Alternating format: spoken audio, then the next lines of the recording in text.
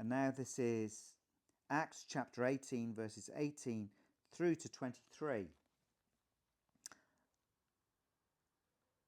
Paul, having remained many days longer, this was after the riot in Corinth, where Sosthenes was beaten up, he took leave of the brethren and put out to sea for Syria. He's going back to Syria. And with them were Priscilla and Aquila. Remember, these were the people that he did the tent making with. In Cenchrea, he had his hair cut, for he was keeping a vow. And I think his vow was probably that he would go back to Jerusalem.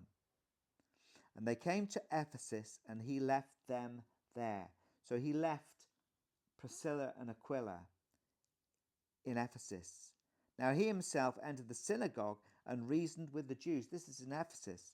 And when they asked him to stay for a longer time, he did not consent, but taking leave of them and saying, I will return to you again if God wills.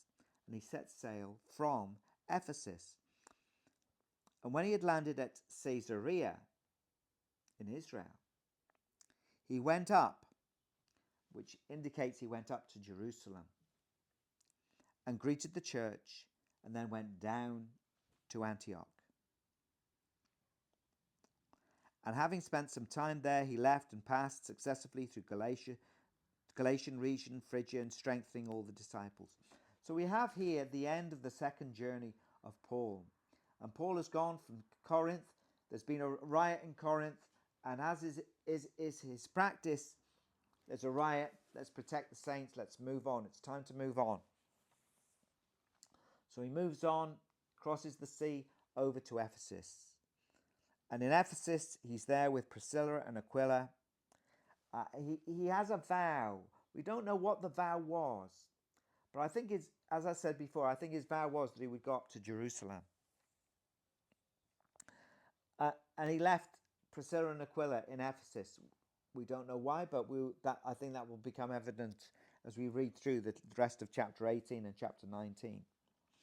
And he himself entered the synagogue, and he starts doing the same thing again. This is what he does. This is what Paul does. Paul, who is he? Well, what do you do, Paul? Well, what I do is I go to places and I go to the synagogue and I prove to them from the scriptures that Jesus is the Messiah. And usually I get a very warm welcome, but after a few weeks, many of them will believe what I'm saying is true. The leaders will get jealous, and they'll be all right, and they'll kick me out. And then I'll go and preach the gospel to the Gentiles. That's what I do. And that's what he started to do at Ephesus. But he had a call on his life to go back. And he went back through Caesarea. Remember, that was where Philip the evangelist lived. And then he went on to Jerusalem. And then from Jerusalem down back to Antioch, where he was initially sent out. He was sent out from there the second time too, with Silas. It seems to me that he was going there perhaps on his own, because Luke, as he explains the narrative, when he's there, he says, we did this, we did that. But he says, Paul did this, or he did this. He's saying he wasn't there with them. He said he went out. So perhaps Paul was just going on his own. Perhaps he had left Silas and Timothy, but certainly Luke wasn't with him. And they were there to water these young plants that the Lord had planted in Philippi, Thessalonica, Berea, and Corinth. And now something was happening in Ephesus.